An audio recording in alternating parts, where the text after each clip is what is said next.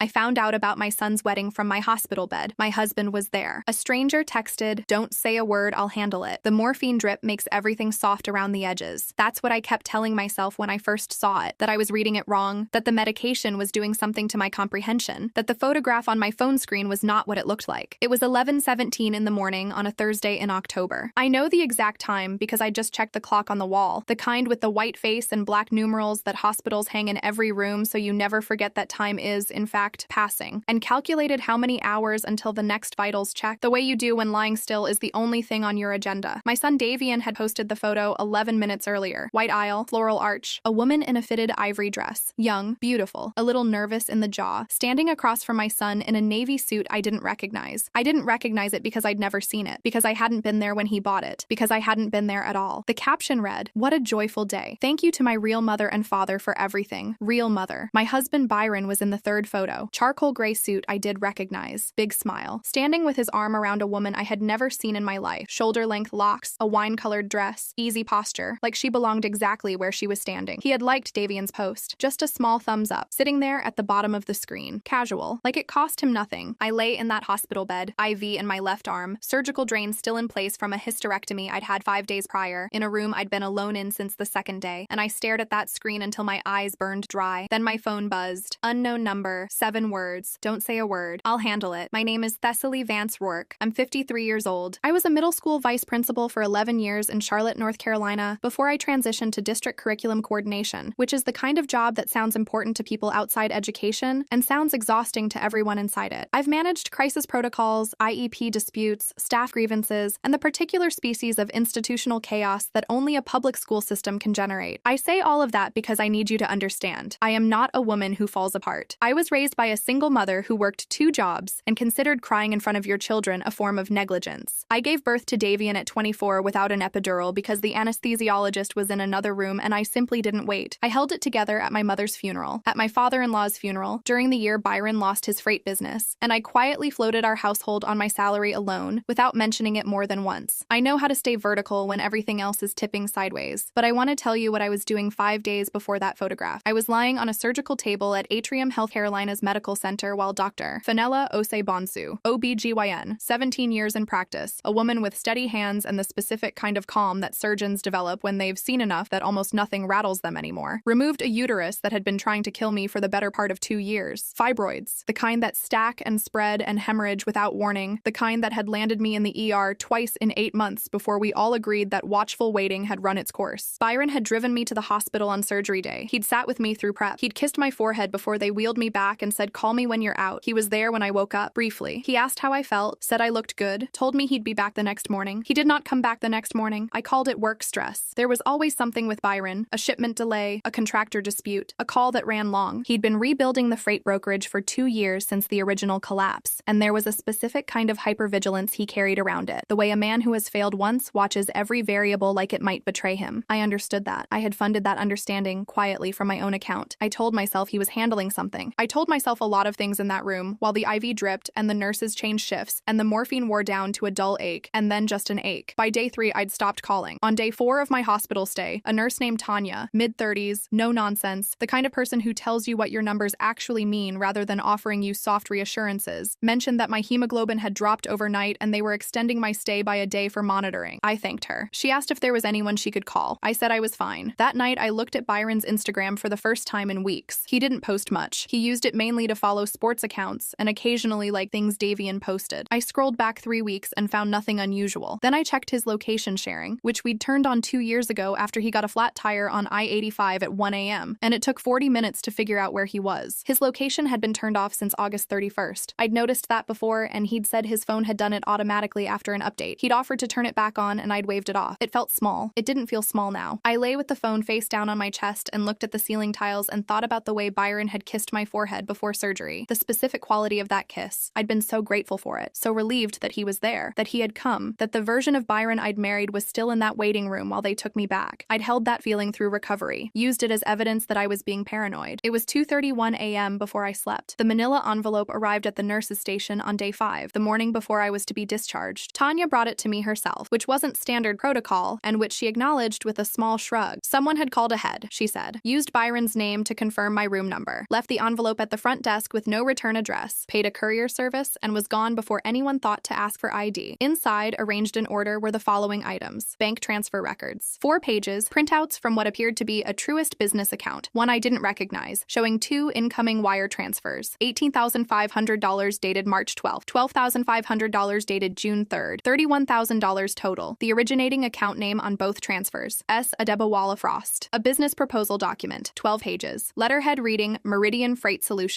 LLC. Byron's name, our address. A photograph of him I recognized from LinkedIn. The pitch was professional. Logistics infrastructure, Southeast distribution corridor, projected ROI inside 18 months. The kind of proposal that reads as legitimate to someone who wants it to be. A printed email chain, 31 messages. The name in the thread, Salvina Adebowale Frost. The tone of the early emails, purely transactional, investor to operator. The tone of later ones, warmer. First names, one from Byron in June that read, in full, you've been more patient than I deserve. I'll make this right. Things with my ex are complicated but almost resolved. His ex. I set that page down, picked it back up, read it again. At the bottom of the envelope was our marriage certificate, pulled from Mecklenburg County Public Records, still legally valid, issued in 2001. 22 years of marriage, reduced to a document someone had thought to include as evidence. There was a handwritten note on the back of a receipt. Small, blue ink, slightly uneven. He told me he was divorced. I believed him. I'm sorry. You deserved better than both of us leaving you alone in here. I read every page twice. Then I found the line that made my stomach drop entirely. Buried in the transfer records. A prior transaction. 8 months before Salvina's first payment. $8,400 transferred from a joint checking account into Meridian Freight Solutions, LLC, our joint account. The account my salary went into every 2 weeks, where we kept household expenses and savings and the fund we'd been building for the eventual purchase of a house in Mooresville, where Byron said he wanted to retire near the lake. He had used my money to build the credibility to take hers. Not borrowed, not discussed, not repaid. Used. I set the folder down on the hospital tray table. The room was very quiet, just the low hum of the monitoring equipment and the distant sound of a call button somewhere down the hall. My hands, when I looked at them, were completely still. I picked up my phone and opened my contacts. I had added Renata Pasco's number 4 months earlier, after a conversation at a district professional development event where she'd given a brief talk on financial rights for women in dissolution proceedings. I'd added it the way you add a number you hope you never use. She answered on the second ring. Ms. Vance Rourke, she said. I'm in the hospital, I said. I have documents I need you to look at. Can we meet when I'm discharged tomorrow? Tell me what you have, I told her. There was a pause on her end, the kind a good attorney makes when they're not expressing surprise, but are internally reclassifying the situation. Renata Pasco had been practicing family law in Charlotte for 19 years. She had handled, by her own estimate at that event, over 800 dissolution cases. She knew what she was hearing. Don't move anything, she said. Don't confront him. Don't change your behavior. Can you do that? Yes, I said. I'll have intake paperwork ready for you tomorrow afternoon. And Thessaly, she paused again. You did exactly the right thing. I hung up and looked out the window at the parking deck and thought about the fact that Byron had kissed my forehead before my surgery, and that while I was recovering, he had gone to our son's wedding with a woman he'd told he was divorced, and liked the photos from a hospital waiting room or a parking lot or wherever he'd been when he pulled out his phone and pressed that small, casual, costless thumbs up. I cried once, quietly, face turned toward the wall so Tanya wouldn't see when she came in for rounds. Then I stopped. Byron came home 2 days after I did. He arrived with groceries nobody had asked him to buy. The specific kind of unsolicited gesture that reads as consideration but is actually a form of management. Fresh flowers, the pasta I liked, a carton of the orange juice I'd been craving since before the surgery. He moved through our kitchen with the easy confidence of a man performing normalcy for an audience of one. He asked how I was feeling. He said he was sorry he'd been scarce. The freight situation had gotten complicated. There was a potential partnership that required his full attention. He'd been managing it in real time and he knew the timing was terrible. He said it in the particular way he'd been saying things like that for years. Sincerely, with genuine eye contact, with just enough specific detail to make the explanation feel solid. I smiled where smiling was appropriate. I thanked him for the groceries. I gave him nothing to read. The next morning, while Byron showered, I moved through the house with my phone. Behind the entryway table, a charger. Not Byron's model, which was a black Samsung brick. Not mine, which was white Apple. This one was a white USB-C cube, slightly different dimensions. Someone else's charger, left behind by accident or through the specific carelessness of someone who had started to feel at home in a place that wasn't theirs. I photographed it, left it exactly where it was. In the kitchen junk drawer, a restaurant receipt. Le Méridien Bar and Kitchen, dated a Tuesday night in September when Byron had texted me from what he said was a conference in Raleigh. I remembered that night because I'd replied, "Drive safe, call me when you're back at the hotel," and he'd responded with a thumbs up emoji, and I'd fallen asleep waiting for the follow-up call that hadn't come. The receipt was for 2 entrees, wine, dessert, $187.40. Raleigh is 90 minutes from Charlotte. Le Méridien Bar and Kitchen was 4 miles from our house. I photographed it, closed the drawer. In his home office, and I want to be precise here, because I had never gone through Byron's office before, because I had always considered considered his professional space his private space, because 22 years of marriage had built in me certain habits of trust that I was only now understanding had been load-bearing in ways I hadn't examined. I found a business card from a commercial real estate firm. Handwritten on the back, Unit 7, Westover Industrial, 4800 SQFT, 3200 MO, loading dock access, climate zone B. Byron's theoretical freight brokerage had always been theoretical to me, a concept, an aspiration, something he talked about at dinner and researched on weekends and described with the particular brightness he got when something excited him. He wasn't theorizing a business. He was building one, with warehouse space already scoped, with a lease structure already priced, with Salvina Adabawal Frost's $31,000 sitting in an LLC account that my name was nowhere near, and with $8,400 of my money underneath it all like a foundation he'd poured without asking. I photographed the business card, replaced it at the same angle, closed his office door. Then I called Renata back and told her to file. I need to tell you about Salvina. Salvina Adabawal Frost was 44 years old, a logistics operations manager at a mid-size import firm in Gastonia, and, as I would learn over several phone conversations that began with extreme wariness on both our parts and gradually became something else entirely, a woman who had been told convincingly and repeatedly that Byron Rourke was a divorced man building a second act after a painful marriage ended. She had met him at an industry networking event in April of last year. He'd been charming, specific, knowledgeable about freight infrastructure in ways that impressed her professionally. They'd had dinner twice before she agreed to look at the business proposal. She'd run it by her brother, who did private equity work in Atlanta, and said the fundamentals looked solid. She'd wired the first installment in March. By June, she'd started to wonder. Small things. He was never available on weekends. He didn't have social media she could find. He deflected questions about his living situation with smooth, practiced ease. She hired a private investigator named Terrence Whitlow. Terrence Whitlow had 26 years of experience in domestic investigation and asset tracing, including 15 years as a licensed PI in North Carolina, and he found our marriage certificate, our joint address, and our joint filing status in approximately 3 business days. Salvina had been sitting on that information for 6 weeks, she told me, trying to figure out what to do with it when Davian posted the wedding photos. She recognized Byron immediately. The unknown number. 7 words. Don't say a word. I'll handle it. She'd found my name through Terrence. She'd found my hospital room through a combination of Byron's calendar. He'd mentioned the surgery, once, obliquely, as a medical situation with a family member, and the kind of methodical, controlled anger that makes people surprisingly good at logistics. When we finally spoke by phone, 4 days after I was discharged, once I'd confirmed with Renata that speaking to Salvina wouldn't compromise the legal filing, the first thing she said was, "I want you to know I'm furious with myself." "Don't be," I said. "He's very good at this. I should have checked sooner. He's very good at making you feel like checking would be an insult." There was a pause. Then she said quietly, "Yes, that's exactly right." Renata had filed for divorce on a Tuesday morning. By Thursday, she had also forwarded Salvina's documentation, with Salvina's full written consent, to Detective Alonzo Mbeki of the Charlotte-Mecklenburg Police Department's Financial Crimes Unit. Mbeki had been with the unit for 11 years, had worked dozens of investment fraud cases, and was specifically interested in what Renata described to him as a probable wire fraud scheme involving misrepresentation to an investor and misappropriation of marital funds. He opened a preliminary inquiry on a Friday. Byron didn't know any of this. Byron was in our house, eating the groceries he'd bought, managing whatever version of the situation he thought he was managing. 3 weeks after I came home, Salvina texted me 3 words. Dwight confirmed Thursday. Dwight Calloway was the name I'd been hearing for years in the context of Byron's social world. An old business contact, a man whose opinion Byron valued, someone described as a connector, the kind of person who could make or break a professional relationship with a single phone call. Dwight had a standing dinner he hosted monthly at his home in Myers Park, a rotating table of 10 to 12 people from Charlotte's freight and logistics community. Byron had been attending for years. It was, by Byron's own description, his most important networking relationship. Salvina had been to 2 of those dinners. She had called Dwight directly, after Byron had ignored her 3rd request to repay the investment and restructure the arrangement. She'd presented Dwight with a summary of what had happened. Dwight Calloway, as it turned out, had known Byron's wife was alive and married to him for the entirety of their acquaintance, and did not take kindly to having his table used as a stage set for a fraud. He confirmed the dinner for Thursday. He told Salvina to come. I did not go to that dinner. Renata had advised against it. I was still healing. My presence could be construed as escalation, and frankly, I didn't need to be in that room. What I needed was to be somewhere quiet, with the phone in my hand, and my best friend Cheryl Okonkwo on the line keeping me from doing anything inadvisable while the clock ran. Cheryl had been my closest friend for 27 years. She's a psychiatric nurse practitioner, and one of the most perceptive people I have ever known, which meant that she had been quietly noting things about Byron for at least 5 years, and had never said them aloud because she loves me, and knew I had to arrive at my own conclusions. She said very little during those 3 hours. Mostly she just stayed on the line. At 9:14 p.m., my phone lit up with an incoming call from a number I didn't recognize. Loria, Davian's new wife, calling from a parking lot, she said. Her voice was slightly unsteady in the way that voices get when adrenaline is still moving through a person, but the acute crisis has just passed. She told me everything. Salvina had arrived midway through dinner. Dwight had let her in. She'd walked to the center of the room without raising her voice, the way someone walks when they've decided they have nothing left to lose by being precise. She named the lie about the divorce first. Said it plainly. No performance. He told me he had been divorced for 2 years. I have his text messages. She described the investment, said the dollar amount out loud, $31,000, in a room where people understood exactly what that number meant in business terms and in personal terms simultaneously. Then she said my name. She told every person at that table that while Byron sat in that room celebrating at his son's wedding, his wife was alone in a hospital bed 5 days out of a hysterectomy that he had attended for exactly 1 day before disappearing. She passed printed documents around the table, the investment proposal, the wire transfer records, a screenshot of the text where Byron told her things with his ex were complicated but almost resolved. Byron called it a misunderstanding. He used the word context several times. He suggested Salvina was emotionally unstable, that the investment had been a loan, not a partnership agreement, that the situation had nuance nobody in that room was equipped to understand, without hearing his side. Then Dwight picked up one of the printed sheets, the email thread, and read a section aloud. Byron's own words. The text that said he'd been divorced for 2 years, sent 8 months after our joint tax filing, which listed us as married filing jointly, which Renata had pulled from public record and attached to the packet because she is, as I said, 19 years of experience in this exact kind of case. The room went completely still. Chairs stopped moving. Nobody touched their food. The particular silence of a table full of professional adults who have just watched a man's constructed version of himself dissolve in real time. Dwight Calloway set the papers down. He looked at Byron for a long moment. The look, Loria told me, of a man deciding something rather than feeling something. Controlled. Final. Then he stood up, walked to the front door of his own home, and opened it. Byron walked out. Loria said Davian had sat at that table for another 10 minutes without speaking. Then he'd driven her home in complete silence, and she'd sat in the parking lot of a CVS for 20 minutes before she called me, because she didn't know what to say, but she knew she needed to say something. I told her she'd done the right thing, that none of this was her fault, that whatever she and Davian needed to work through, I was their family, regardless of the rest of it. She cried a little. I stayed steady. I stayed on the line with Cheryl until midnight. Byron's key hit the lock at 12:43 a.m. I heard him come in, heard him stop in the entryway, maybe looking at something, maybe standing there in the dark adjusting to the fact of being home, then the hallway, then the office door, the soft click of it closing. He didn't come to the bedroom. I lay in the dark and listened to the silence from the other side of the house and thought about the specific mathematics of what he was doing in there, the calculation of damage, the inventory of what could still be managed, the construction of a version of events that could survive scrutiny. Byron had always been good at that, at building things, at making things look solid from the outside. He thought there was still something left to manage. He had no idea that Renata had already filed that morning, that the divorce petition was sitting in the Mecklenburg County Clerk's office with his name on it. That Exhibit A through Exhibit G included the ethics documentation, the wire transfer records, the restaurant receipt, the charger photograph, the warehouse business card, and a sworn statement from Terrence Whitlow, licensed private investigator, 26 years in practice, regarding the gap between Byron's claimed marital status and the documented legal reality. He had no idea that Detective Mbeki had escalated the inquiry to a formal financial crimes investigation after reviewing the original documentation, or that Salvina had given a recorded statement that same Wednesday, or that Byron's LLC was now subject to a financial hold pending forensic accounting review. He sat in his office and ran his numbers and thought he had time. 6 months later, the divorce was finalized on a Monday in April. North Carolina is an equitable distribution state, which means marital assets are divided by the court according to what is fair given the circumstances of the marriage and its dissolution. The circumstances in this case included documented misappropriation of $8,400 in marital funds, a pattern of financial deception spanning at least 18 months, and a forensic accounting report that found an additional $14,200 in undisclosed transfers I hadn't even known to look for. I kept the house. Byron kept the LLC, what remained of it after the financial hold and the investor restitution agreement Renata negotiated as part of a parallel civil settlement with Salvina. He repaid her $31,000 in full, plus legal fees, plus interest calculated at the civil fraud rate for North Carolina, which comes to a number that probably keeps him awake. The criminal fraud inquiry was ultimately declined for prosecution. The DA's office determined that the evidentiary standard for wire fraud would be difficult to meet given the informal nature of the investment agreement. Detective Mbeki was apologetic about this in the way that experienced investigators are when they've done their job correctly, and the system does what it does anyway. He told me the civil findings were solid and that what Salvina had recovered was more than most people in her position managed. I didn't need him to go to prison. I needed him to stop. He stopped. Davian called me in February. We talked for 2 hours, the longest conversation we'd had in years, and the most honest. He told me things about the years before the wedding that I hadn't known, about the way Byron had framed our marriage to him, about the version of me he'd been given, and the slow, grinding process of comparing it to the actual person who showed up at the hospital at 7 a.m. on surgery day and kept showing up even when the person who was supposed to be there didn't. He said he was sorry. I told him I'd had been his mother for 29 years and intended to be his mother for the rest of mine, and that we could spend our energy on the past, or we could call it evidence and move forward. He laughed. A real one. The one I remembered. Gloria and I have coffee on the second Saturday of every month at a place on South Boulevard. She's funnier than I expected, which Byron had never mentioned, but then Byron tends not to notice things in other people that he can't use. Dr. Vanella Osei Bonsu cleared me at my 6-month follow-up with no complications noted. My hemoglobin is back to baseline. The surgical drain site is a thin white line I can only see if I know to look. Ranata Pasco has a new client from the Charlotte School District, a colleague of mine whose situation rhymes with mine in several key ways. I gave her Ranata's number the same way someone once gave me a resource I didn't know I needed until I needed it desperately. I think about Salvina sometimes. About the particular species of courage it takes to walk into a room full of strangers, speak the truth in a clear voice, and pass the documents around the table and let the words do the work. We still text occasionally. We have coffee maybe once a month, sometimes with Cheryl, which is a combination of people and circumstances that could not have been predicted from any angle 6 months ago. She asked me once if I regretted that it took so long, that I'd been holding the thread of something wrong for years without pulling it. I thought about that. I thought about the night before my surgery, when Byron brought me a cup of chamomile tea and sat on the edge of the bed and held my hand and said he'd be there when I woke up. How much I'd needed that to be true. How much of my energy, for longer than I want to calculate, had gone into maintaining the conditions under which it could remain true. No, I said. I needed every piece of evidence I had, because when it was time to move, I didn't miss. She nodded like she understood. She did. Byron told Salvina he'd been divorced for 2 years. He told me he was managing something. He told Davian a version of his mother that served his purposes. He told Dwight Calloway's table a story about nuance and context. He told everyone a story. The difference is that I was the only one who kept a copy of the real one.